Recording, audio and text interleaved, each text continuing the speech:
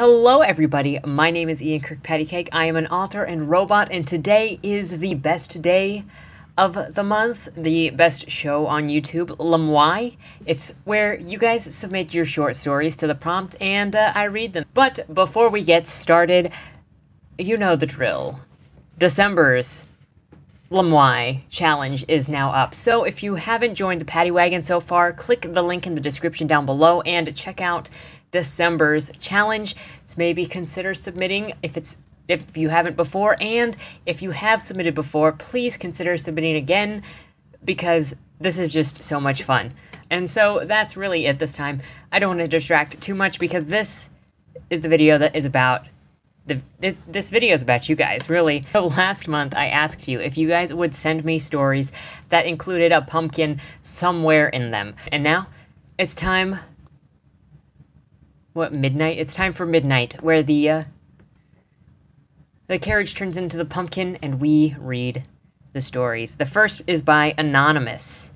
Something was off. Either she couldn't follow directions or the boy couldn't give them. But the boy, Rupert, had been so confident, so well-spoken, so young and intelligent. Surely he knew what he was talking about, and just as sure as he would not have lied to her. No, the fault was hers. She clamped her eyelids shut and struggled to recall everything the boy had said and done. For the life of her, she could not figure out what had gone wrong. Humiliating as it would be for her, she had been a school teacher after all, and was widely reputed to be a woman with her wits about her. She made up her mind. She'd go and ask the boy again, and she would try harder to remember his instructions this time. Loading her new grandson, whom she had named Horton, into the car posed challenges. His head kept falling forward, backward, and once it fell entirely off, plopping into the soft, dark soil of the flower bed. He pulled seed pods off mesquite trees till his gloves were shredded, but eventually they were in the car and passing by Mueller's cornfield, which is where the project could be said to have begun. Crows tormented the scarecrows, perching on his outstretched arm and picking at his ragged straw hat. She chuckled and tapped the steering wheel. It wasn't about the corn, harvested weeks ago. Mueller was decorating for Halloween. People get silly in their old age, and Mueller was darn near as old as she was, so he was bound to be downright whimsical. Good for him. And then they were at Susan Sutter's house. Big, white, two-story house smack up against the road like they wanted to show it off. Her stomach felt funny. When her husband was alive, her house had been something to brag about too. Shake it off, Lisa, she whispered. Squaring her shoulders didn't make her tummy feel any less odd. Like she was about to cry, which she was not. Susan was also a widow, but she was a widow with a grandson who kept himself busy caring for the house and yard. The bulk of the farm was leased to another family, so 100% of Rupert's energy went into Susan's home. Rupert came out to the porch as she shut off her engine. When he raised a hand in greeting, he really did look like Mueller's scarecrow. Wild, carroty hair and eyes like September oak leaves. Plaid shirt, blue jeans, goat roper boots. Some would judge him ugly. But with his permanent grin and willingness to help a neighbor, he was handsomer than Cary Grant. And he was handsomer than her own grandson, who had unchucked a pint of pumpkin guts onto the floor mat, by way of his clothes and boots. Lisa sighed. Gotta get Horton and the pumpkin guts out of the car so Rupert could troubleshoot her handiwork. Rupert kindly handed her a wet towel, which she used to clean what she could. I must have done it wrong, Lisa told him. My boy is nothing like you. Rupert sat at the top step of the veranda and patted the spot next to him. Lisa sat and recounted her steps as she created her grandson, the help she needed desperately. God hadn't offered to turn one of her ribs into a man, and the house was falling apart. Lisa kept her husband's memory alive by talking to him as if he were still there, which had dried her tears. At least the ones that showed. But memories can't clear the drain pipes or keep the windmill from flying to pieces in a thunderstorm. She needed a man, a young man, who could climb a ladder and wield a paintbrush, or whatever it was men did to keep the house standing. Rupert listened, then called Horton to him. He fished around inside Horton's useless head, finding the smartphone between his ears. Smiling, he dabbed at the phone's glossy face. Just a setting, he said as he replaced the phone. He'll be okay now. Granny, Horton said. I've been looking all over for you. The second step on the back porch needs to be replaced, and I don't know where you keep your tools. Lisa leaned over and kissed Rupert's hard, young cheek. Thank you, precious. And tell your grandma I'll bring some zucchini bread for the potluck on Friday. Real interesting. And I also noticed that this anonymous author used the prompt from last month and the prompt from this month and put them together. Very nice, but very interesting. It like sets you up with a like, not, I don't want to say a false sense, but you're not really sure what you're getting into, and it's so casual, and then it's, the creepiness in this is just the casualness of, and then his head kind of fell off. Like, I really loved this paragraph. Loading her new grandson, whom she had named Horton, into the car posed challenges. His head kept falling forward, backward, and once it fell off entirely, plopping into the soft, dark soil of the flower bed. That's just the way that it's just introduced. And you can, like, you read that and you see something weird, her new grandson, whom she had named. There's something odd about that. I mean, maybe it's just me who's not close with grandparents, but something came off odd with that specifically, and then it got to the next. Very, very interesting. And also, I like that Rupert is, like, weird looking, but also not because of the personality he has. I totally get that. Very cool. I hope you submit again, Anonymous. This was really neat. The next story is by Mr.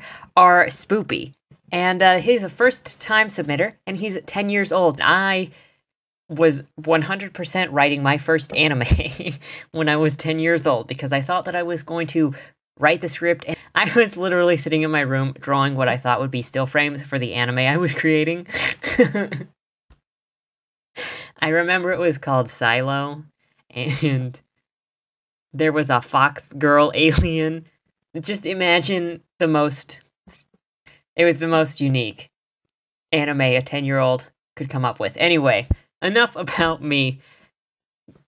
I'm glad you submitted, and let's get into your story. It's called The Guacamole Man Goes Trick-or-Treating. Prologue. Guacamole Man used to be an ordinary avocado. But one day, the owner of the avocado wanted guacamole. So she cut the avocado up and threw in some salt and pepper and whatever else you put in guacamole.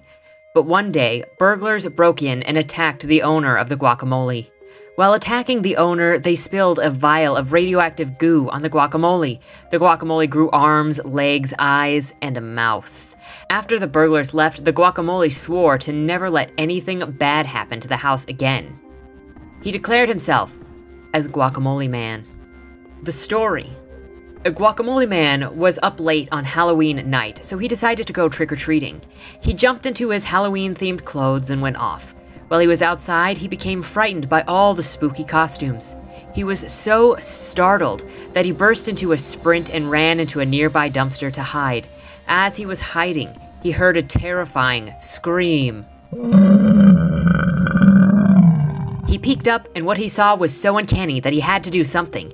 It was a werewolf with a pumpkin head! He ran towards it and jumped on the pumpkin werewolf with hopes to defeat it. It was truly an epic battle, but in the end, there could only be one winner.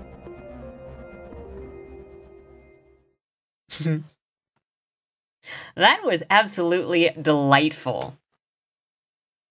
Guacamole Man. I guess, I don't even know what to say. That was so delightful. Pumpkin werewolf versus Guacamole Man.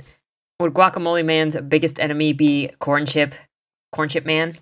Obviously, the robbers were going to use that radioactive goo on the lady that they were robbing. Fantastic. That was so much fun. Thank you for submitting, Mr. R. Spoopy. And also, great name. My best friend goes by Spoopy Samuel, so maybe I'm a little biased, but great name. Thank you so much. Story number 3 is by Anonymous. Story number 3 is also by Anonymous, another Anonymous, and it is called Something in the Way. I did not enjoy large crowds of strangers, or any crowds for that matter. They reminded me of riding the subway during rush hour with the air conditioner broken, bodies pushing against one another surrounded by the smell of urine and body odor. There was a similar push against me tonight, but a more pleasurable scent of leather and latex permeated the air. Still, I needed to escape from this intrusion of personal space, and that's how I ended up on the roof of the seam. Outside, I gulped deep breaths of fresh air. My heart rate slowed, and I was able to enjoy the night sky. Tiny stars twinkled above me. Below, a red neon sign bathed the parking lot, creating a sultry atmosphere. Had this been a normal night, my anxiety would have been purged by the hands of my sir. But our time together was lost in lieu of the raging Halloween party inside. To self-soothe, I pressed a finger into the purple smudge on my arm. A roll of pain gave me a moment of numbness. My drug of choice. It wasn't enough. I needed the strength of his hands.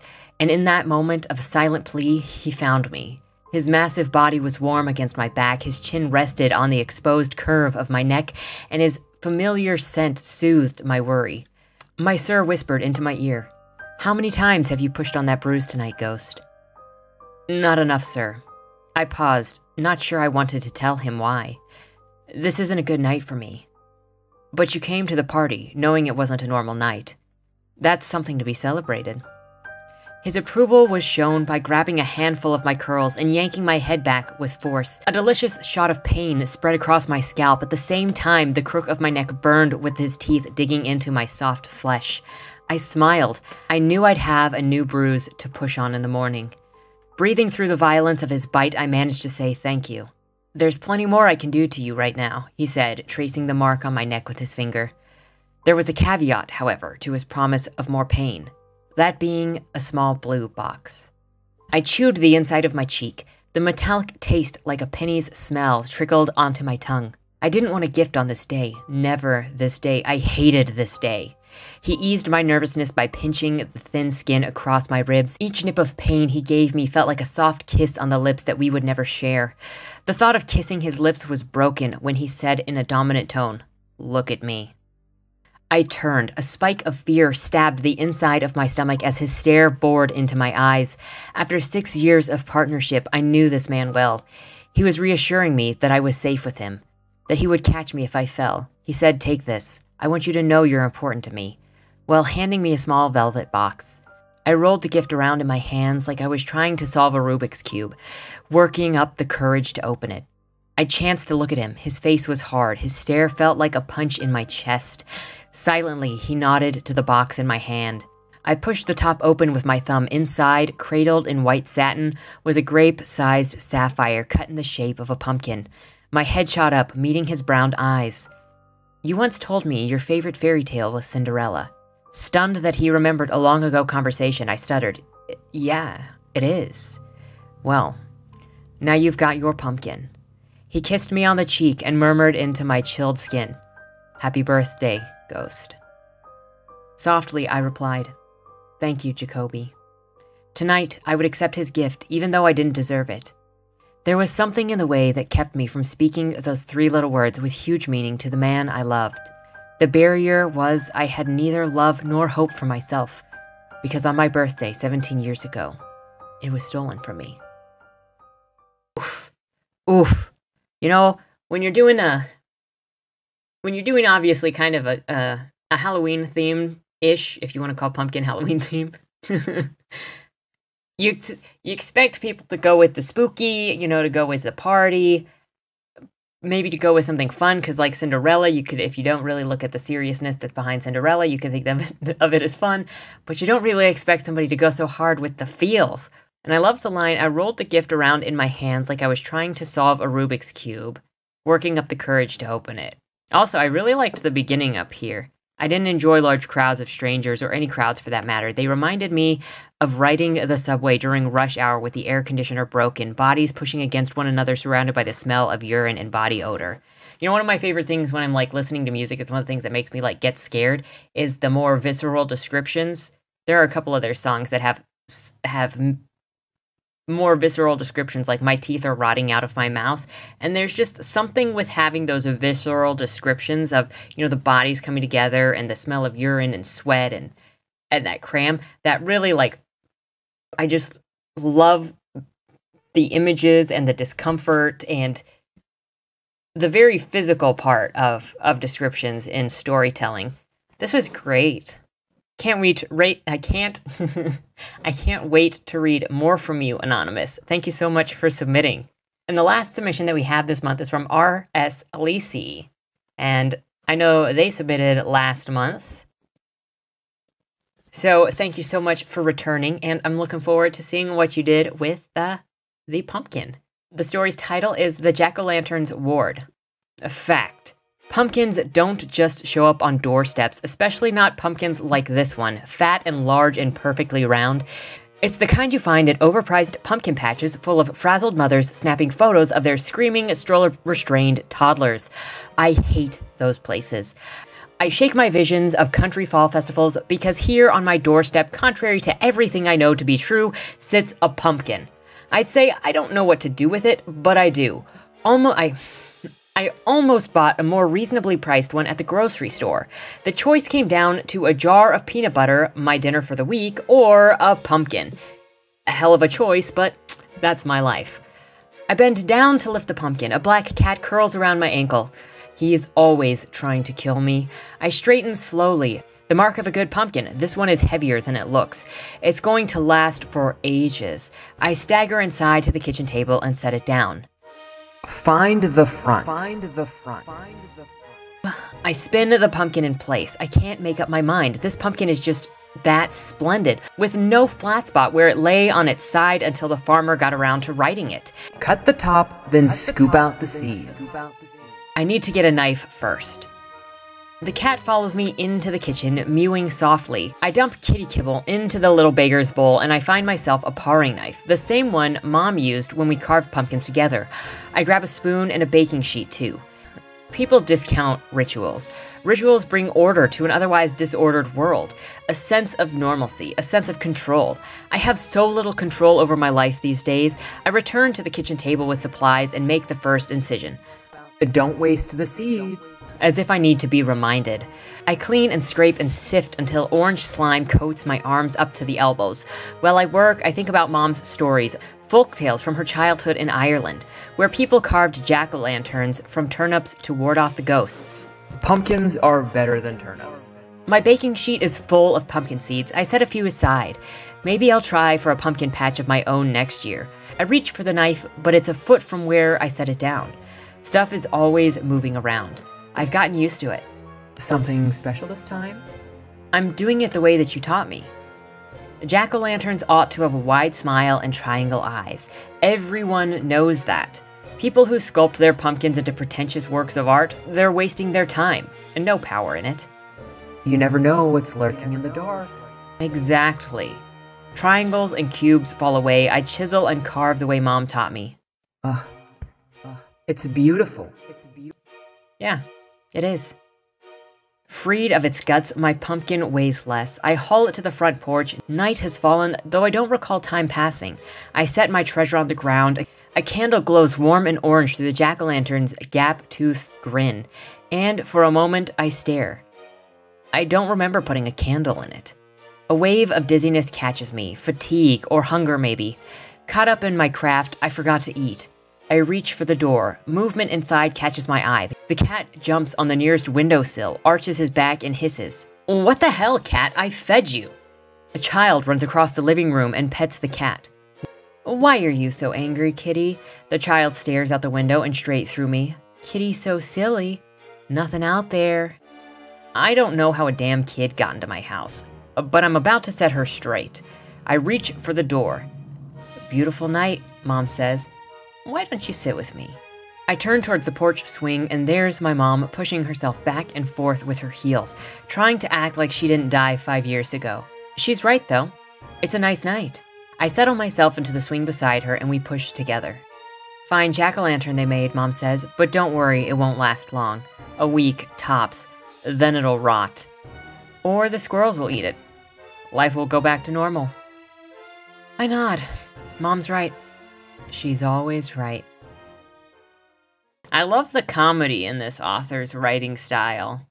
Though I have to admit, my favorite line, like with the cat's always trying to murder me, the cat raps, the black cat curls around my ankle, he's always trying to kill me. I love that. And down here with, I think my favorite line of this piece is clearly by far, Mom's pushing herself back and forth with her heels, trying to act like she didn't die 5 years ago. Like, I love the casual, that's probably one of my favorite things, and probably why I love magical realism, where it's just the casual mysticalness of strange things happening, and it's just there. The mood in this story is so there. Oh, and I love the voice of this main character as well. I mean, that has to go with the sarcasm. Kind of, they kind of live in a. It seems like a rough life. The choice came down to a jar of peanut butter, my dinner for the week, or a pumpkin. A hell of a choice, but that's my life. I love that too. You get this. This story sets the character's mood and the voice of the character very quickly from the beginning. And doing up that pumpkin. So much fun. Thank you so much for submitting this, and I look forward to seeing more pieces from you because just the voice here is so good. Good, like I feel like there was so much. I think there was so much child torture last time. Oddly, it was more last month's submissions. I feel like we're more depressing than this month. I just feel good after reading all of those. So thank you for making my day better, and I hope it made your day better. And that's probably my favorite thing about doing this series so far in both times is everybody gets the same prompt, everybody gets the same sort of inspiration, if you will. I don't know. Everybody gets the same starting board of a pumpkin or something was off, and everyone sees something so different. Everybody's personalities are so different, but they're so good. And I love seeing it. I love reading it.